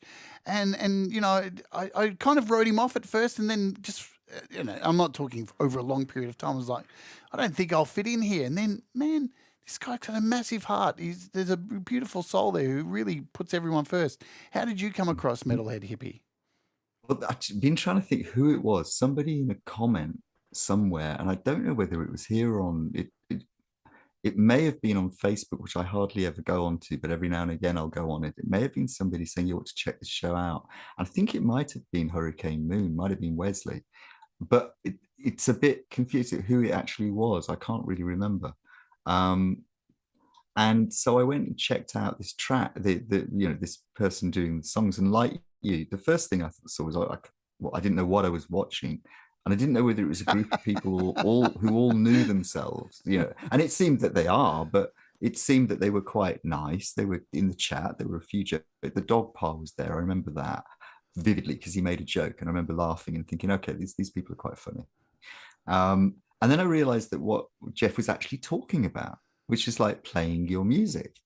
And I didn't know the first thing, so I piped up in chat after the person, I think it might have been Wes who said, look, ask them to play your music. And so I did in chat, which of course I didn't know was not the way to do it. And Jeff did. He played the song, and it's like, and the people were very nice and chatted away and everything. And I thought, well, yeah, I'll come back and watch this again, because they're kind of nice people. I kind of enjoyed the music, everyone doing there. It was like going to a bar when it was open mic night, and people were picking it up, and just doing it, and you were listening and then chatting away, and it felt very comfortable. So I just started going, and I was awake at weird times. So there's often not, at 3 a.m, if you're still awake here in the UK, you can't exactly, well, I can't pop down anywhere. There's nowhere open anyway. But even if I wouldn't be able to go out. So it felt very social. It was the first experience in truly instantaneous socializing on YouTube I'd ever experienced, really. And then, of course, very quickly, realized that I could get my music heard here, which was nice. But more importantly, I could meet other musicians here, which I'd kind of lost touch with a lot of musicians that I knew. And then there was the collaboration. So it just sort of spiraled, really. It just happened very, very quickly. I just suddenly started getting very involved with the people that were there in the chat, which is still true to this day, because that's who the show is. It's the chat that are the show. Yep. Your audience is the show. Yeah. Which, and I keep saying to people, which means you'll never lose your audience. If your audience is the show, you never lose your audience. And it's true, because we are, aren't we? You're the show. Jeff's the show. Francis is the show. Hetriani is we are all the show. And it isn't just the names that you hear over and over because we produce a lot, Yep. It's everybody. We're all the show. You make a comment now in there, and it'll be, if it's funny and if it's relevant or if it's poignant, it's going to be picked up. It's going to be noticed. It will be responded to. It's only the off the cuff flippant sort of things that don't get responses. And, often they're things you'd never expect to anyway. When you say, yeah, great, you don't expect someone to say, I totally agree with you. But So yeah, it's a safe environment. I think it's my safe place. I do. One of my favorite parts about Jeff's show is when he explains how to do something. It means I can normally go to the toilet because I've got enough time to do a number. I have to keep doing the links. I'm literally sitting there with a bottle in one hand. No offense, Jeff, but I know the rules, mate. But it's good fun, and we all do have a lot of fun there, and I try and be there as much as I can. Most of the time I'll be there for the start and then drift in and out, and it is like a radio show of all you people that It's such a bizarre world we live in that we have these days. I remember growing up listening to Casey Kasem when I was young, the top 100 or whatever, just going, oh wow, I feel like I know all these artists, but I never will. But here we're listening to all these artists release music, and we can just like message and go, hey, what's going on? We live in amazing times. And he, the amount of, realizing how many hours and what gets put into the show, what Jeff was doing 3 shows a week. It started off when I first started, it was 2 shows. And then he started to change the formula up, and it grew into what it is now. But it wasn't until maybe a few months after I'd started that the Friday show started up. And I think that was in response to a lot of people from the UK and Europe had started to come along to the show. But he seems to understand that it's not so much that we are so desperate to hear our music that we will throttle our own children to get there. It's that this stuff actually is worth listening to, and he says it repeatedly. It's your music, and it's worth. You're doing some great stuff. Why is no one hearing it? And he genuinely does want to make that happen. Yeah. And look at what's resulted but it isn't. Jeff's. I always think of, because he's my. Everybody knows I'm associated with that show. I'm there a lot. I get played there a lot. I know the people there a lot. But we cross all those boundaries. Your audience is the same as Pete's audience, it's the same as Thomas's audience, the same as Jeff's audience, same as Ron's audience. We've got Laurie's audience, and we've got me and the Paddock, Francis and I that do that. It's the same people. There are a few that are individual here and there, but they cross over quite a lot, So, and I think that's the thing, is we offer more than one viewpoint. It's no longer just Jeff having to do it all on his own, because he was one of the earlier ones that started doing it. Now there's a whole a community that's set up to do the shows as well. Look at what Clay's doing. He's come and joined in the community there. Leela, they've all joined in recently. They're kind of, to me, they seem recent, but they've just embedded and become. I can't imagine the community without them now. Which is what's really nice about it. Yeah, it's one of those familiar things. It's like a warm hug, pretty much. Not all the time I'm in the chat, but every time the show's on, it may be playing in the background. I'll be vacuuming or cleaning up or having a rest, and then I'll fall asleep. Not that the show's boring, Jeff, but I'll fall asleep. It just is what it is. And I wake up and it's still on, and it's still running. It's still running, and I go on holiday. I come back after a week in Europe. It's still on. Yep. Some of those shows go on forever, but we love it. That's what it is. So this is how your collaboration started, and the topic, the name of this channel, let me just flick to it and then come back, is the Undisputed King of Collaborations, where I think Laurie's the queen. I think you're the king. So this is where you've met all these people. How do you go about starting a collaboration? What's the process for you? Oddly enough, it's settled down into one that's not that I need to stop doing it this way, because this is a good point. When I first started off, I sent tracks out. I sent a track out to Francis. I sent a track out to Hetriani in the earlier days of doing it.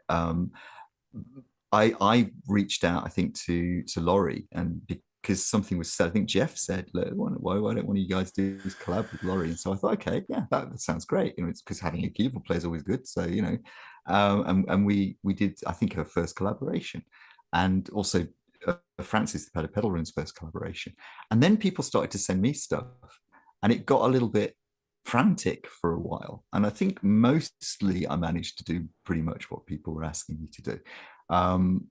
But now it's just people send me things, and quite a lot they do. So I don't tend to send stuff out so much. which I think I should, because, you know, I'm just waiting for people to contact me, and sooner or later they're going to stop, aren't they? You know, so I want to be a bit more interactive with it. But the process really comes about, I think, from people seeing now over the last couple of years just how many collaborations are being done. And there's this thing I got a reputation for in the early days, because there were just so many people who wanted to do it.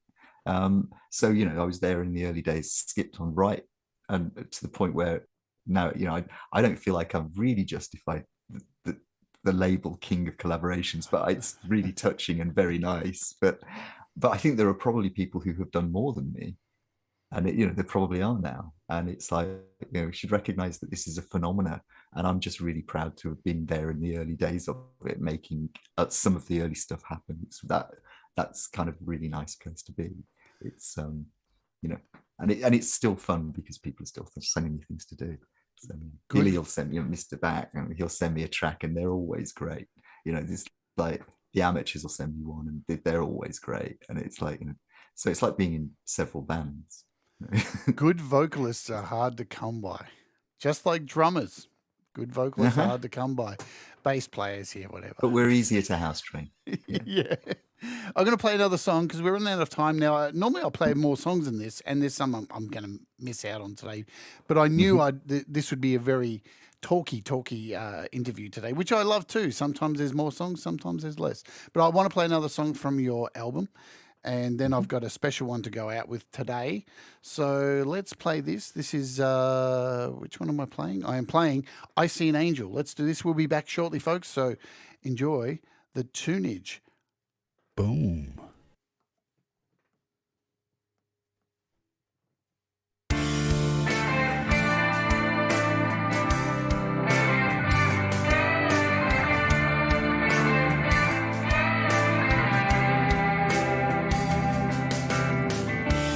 What do you call it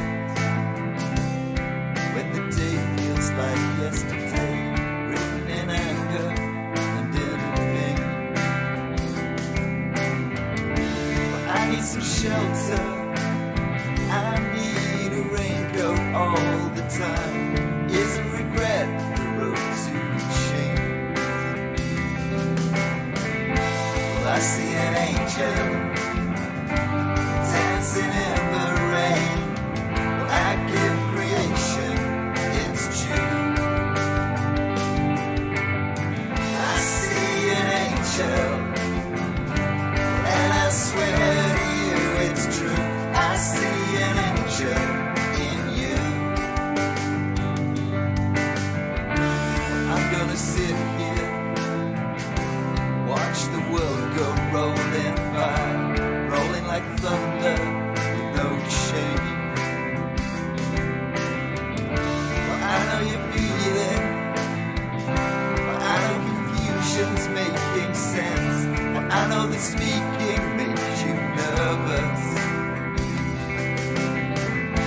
Well, I see an angel dancing in the rain, like a creation, it's true. I see an angel, and I swear to you it's true. I see an angel in you.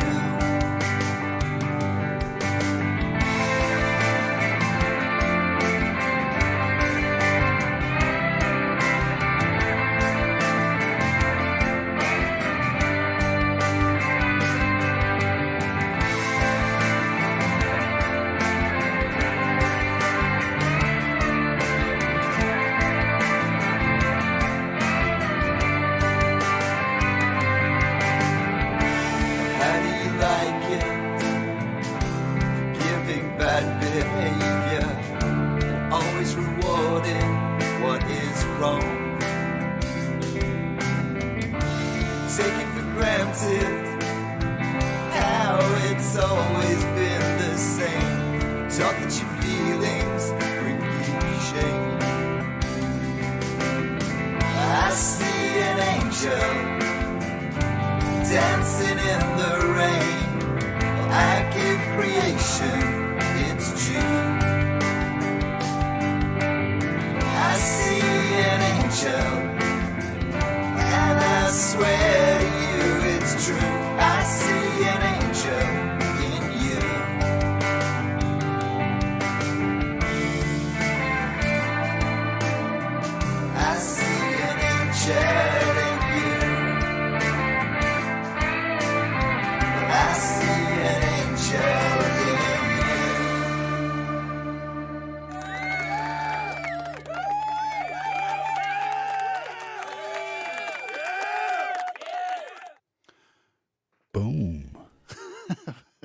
I'm addicted. You know how addicted I am to the boom button. I was there pre-boom days. Oh man, it's the thing I touch the most every day. Boom, There you go, hippie. I boom. touch you more than anything else, more than myself. See, in deference, I hardly ever say that word now. In deference, that it never sounds right coming from my mouth these days. It's like that word has to be Jeff. Yeah, and I can't do that. Sorry. I've spent a lot of time working on my Jeff impersonation. I can do a lot of I do a lot of impersonations of people, so I was pretty good at it for a long time. Anyway, so this album is fantastic. That was a fantastic track. When do you think this is coming out? Do we have a time frame? I think there's probably about another 3 or 4 songs to go onto it that I haven't recorded yet, that I've got, that I'm playing around with, but and I think that they kind of all fit together, because there's a lot of this is because of the time of the year we're coming up to. I have a tendency to write songs for my kids and for my wife's birthday. Oh, wow. Like I've often done like whole albums. That's There's a few years worth of whole albums for them every birthday, every Christmas. So that's like 5 albums a year. You know, it's like so in some ways this is coming up to Nat's birthdays and actually our wedding anniversary is also in October, and also our youngest daughter's birthday is the same day as our wedding anniversary. She was born on our wedding anniversary. Wow. So yeah, there's a whole story behind that, because it was also the day that my mother-in-law passed away, and she passed away some 10 or so to 12 years after we were married, and so we lost the anniversary, and then my daughter was born on that day, and it gave us the anniversary back, which was quite nice. So I kind of did this. Some of these songs are definitely that song is definitely for Natalie. It's me looking at the world and talking and commenting the way that we do when we're alone, and then reminding her, I suppose, that when I look at her, I see an angel. That's who I see. I see the answer to every single one of my problems in her. No pressure, mind. But that's how she makes it. And it's like, I do find that she's always my inspiration for love songs, even when they're love songs to the world. She's always my inspiration for it. So, and that's what the album's shaping up to be, is kind of a celebration of, this is her birthday album. Beautiful. Which hopefully everybody else will get to. It won't be so directed they can't listen to it, but it's an album for her, really, more than anything. Well, that's the beautiful thing about music, really, isn't it? Because you write things for you or whatever you're feeling, and it doesn't matter if people take different meanings away from it, because we all live different worlds and have different experiences, and we all have different biases and all that stuff. So it's fascinating to hear when somebody says, "Oh, I really love that song," and it's about this, and you just go, "Is it? Wow." If that's what you reckon. How did you get that from I Throttle Frogs for a living? Where did that come? There isn't, but it's whether they get the emotional flavor of the landscape that you're creating. So that the words will mean one thing to everybody. They'll interpret those words specific to their own lives, but the music should put you in a place emotionally where you understand the conflicts that are going on emotionally. Yep. And that's where I think that lovely fluid kind of ability to make different senses to different people. It makes a different sense to this person than it does to that person, but it's still in the same broad area of experience, of human experience, and which is a lovely thing about writing music. You get to try playing around with that, sometimes successfully, sometimes you fall flat on your face, but I love the idea of creating a landscape in music, which I think a lot of people, that narrative thing is missing from a lot of modern music, that landscape idea. Yeah. So, it's nice to be able to do it, to be able to be one of the people who can still do that without having to worry about financial constraints and the business interests. I don't have to worry about those. Perhaps I should, but I don't have to. Or I'm not in a position to. I don't think dating sites. I know that's our first bot. What is going on? It's very rare I get bots in here. I even attract the sex bots. There you go. Brad got it. Well done, Brad. Brad's on it. I was just about to do it, but nice timeout. It's bizarre that you talk about making money and stuff. The music industry has moved to a landscape of product placement, because it's even the same here on YouTube. The YouTube money ain't what it used to be if you're monetized, and you'll see so many channels now doing sponsored placement, because that's where it's at. And a lot of the big artists have a MacBook in their video clip, and it's very focused on that Apple logo, and because that's where the money's coming from, sponsorship. When I write songs, I have 3 modes. If it's Dread Circus, I write from the heart, and it needs to make me cry. If I'm writing death metal, it needs to make people want to run away scared. And if it's like any experimental stuff, it needs to confuse people. And they're my 3 modes.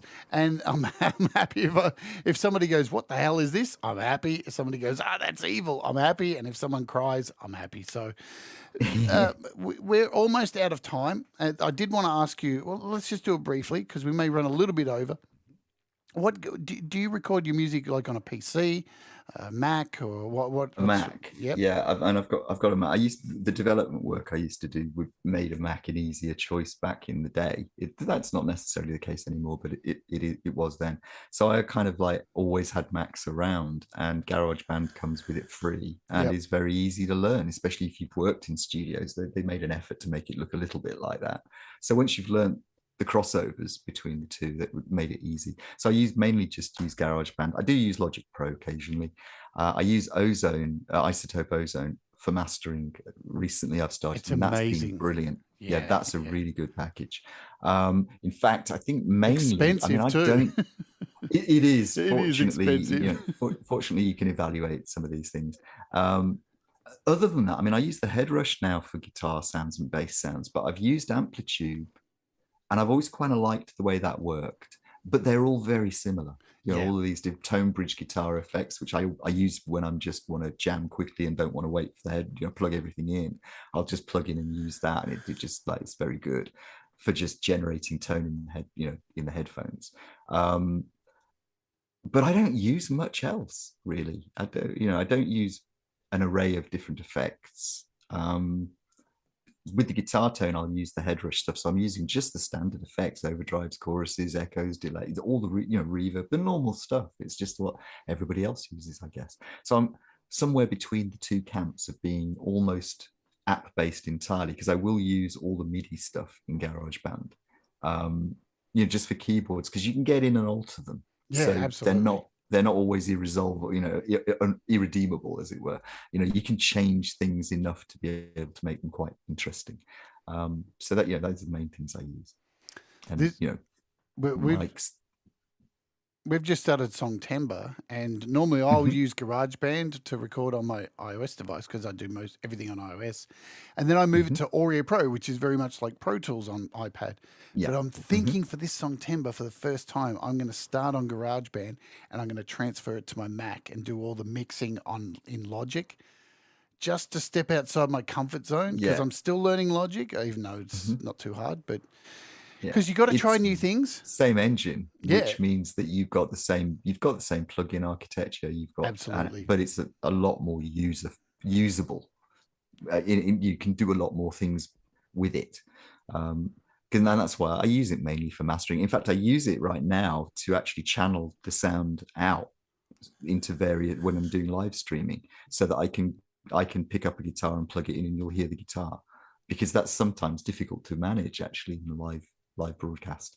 And but it just makes it easier to for me to use that technique of using a little plugin that enables me to use my DAW to control the sound that I'm using today, for instance. Not that you can only hear the microphone, and I've not got any effects on it. It's just channeling it through so that it's not in mono, but it's instead without having to turn, little things like that I tend to use, like Black Hole, but which is the plugin that you can do that with. I know my Black Hole. I can walk you through it if you need to. So, yeah, that's right. I can walk you through it, but let's not go there now. Thank you, Francis, for the kind pear sticker. Thank you very much for your support. That rocks. Hey, we're going to have to get out of here.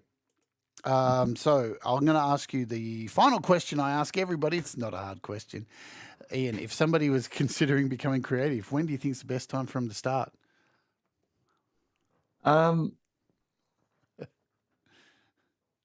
You know what? I think, especially our musical brains are developed by the age of 6. They don't change much after that. So I really don't think it matters.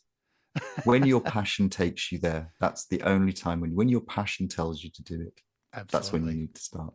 Yeah, perfect. I want to thank you. First, I want to thank let's thank everybody for being here. You guys rock. Thanks for keeping the chat flowing and all that stuff and all the beautiful comments. You guys rock so very much. There's a lot of entertainment coming up for the rest of the day. Pete Johns is up next on his channel doing another interview. Then we've got Hippie doing my Lord, Hippie's doing Gary Hubbs' album premiere today. At the same time, I mean, it's a toss-up. There's so much on. I think Ron Ward's on playing music. Pete Johns is working on his new Songtember song, all at the same time. So good luck trying to work out what you're watching today. I'm going to have 3 screens on. It's going to be mental. Yeah, multiple tabs, people. Yeah, boom, multiple tabs. If you want to know how to set up a multiple tab, you right-click on yeah, that's right. But remember to hit the mute button on. Exactly. But I want to thank you so much for coming on here and sharing who you are. Thank you for having me here. It's been terrifying, but really nice. Yeah. I hope it wasn't too terrifying. Normally, I'm not. No, it was terrifying for the first 2 minutes, like as we said. So. Good, because I really wanted to have you on for a long time. I think I'm going to say from me, I find you incredibly inspiring. As somebody who deals with health issues that, behind closed doors, man, we put on a brave face for the public. And I think you're an incredibly strong and talented human being. And I look forward to all the stuff that you're going to continue to put out. And I value your friendship. Once you've been on my show, man, you're stuck with me now. So, but thank you for being so candid and honest. It's very kind of you to do that, and I'm sure it's going to inspire many people. So, thank you so much, Ian, for coming on. And thank you for having me. It's been great, and just everybody out there, just keep doing what you're doing. Sometimes it feels like you're not getting any return, like you were talking about feedback earlier. But you got to know everybody. People are listening. People, even if it's only a handful, and that can make, that can be enough. Just keep doing what you're doing. The universe loves music. So. Very true. Thank you, Andy, for the kind super chat, and thank you as well, Metalhead Hippie. You guys rock. We are going to go out today with a track, and as I said, there were many tracks I could have played, but I thought this one was important. This is Hush. It's the Blind Sugar Daddies. It's Francis Damasio, Ian Luckett, and of course Bobby Lopes. Do you want to give us some words before we play this about what this means to you? It means a lot. I mean, Bobby sent us quite a few tracks, and we were planning, and we got this idea because all of us were diabetic. And Bobby, we talked about the transplant because he'd had 2 of them. And of course, you're on immune suppressants for the rest of your life at that point. And we know what the tragedy that befell Bobby, and I'm looking at that and going, that could be me. Very easily could be me. Yeah. But at the same time, he sent these tracks to us before all of this started. And this was the last track that he uploaded to his channel. So we had planned to do others under the title The Blind Sugar Daddies, because Bobby was legally blind, right? Which meant even more the things he was doing were incredible. And he was just so easy to work with, and his ideas were so great. And this was the first track we decided, and we kept him waiting for quite a while, and I'll always regret that. And I know Francis regrets that too, because we had a bit of a disagreement, Francis and I, over which track to do, and it wasn't a big deal. It really wasn't. I mean, in the end, just what the hell. And this was actually I think this was the track that Francis wanted to do. And at first I couldn't get any flavor for it. But as the more I listened to it, the more it came. It's one of those that built slowly in my mind. So to me, it's an important reminder that sometimes you need to just do and not think too much about things, because we don't have time. Time is fleeting. Thank you so very much, Ian, for being here, guys. As soon as this show ends, I'll be automatically dumping you over to Pete's show, so you'll get automatically dumped. You won't even have to click a thing. And let's go out today with Hush by the Blind Sugar Daddies. Thanks, Ian. Love your work. Thank you. Stay on the line for me till the end of the show so I can say goodbye to you off the air. And thanks to you all for being here. This is Hush. Let's do it. See you, everybody. I'll see you on the weekend. I got live shows as well, so we'll see you soon. Boom. Boom.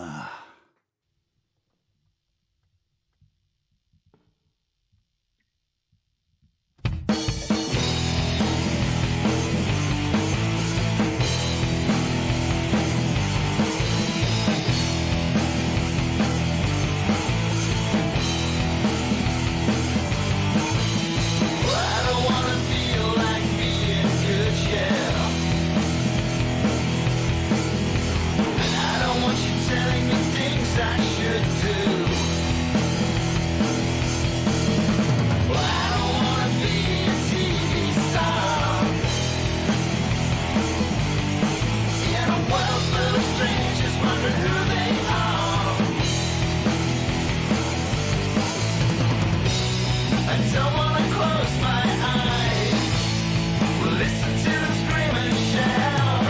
And if you talk about alibis, then hush your mouth now, hush your mouth, yeah. I don't wanna be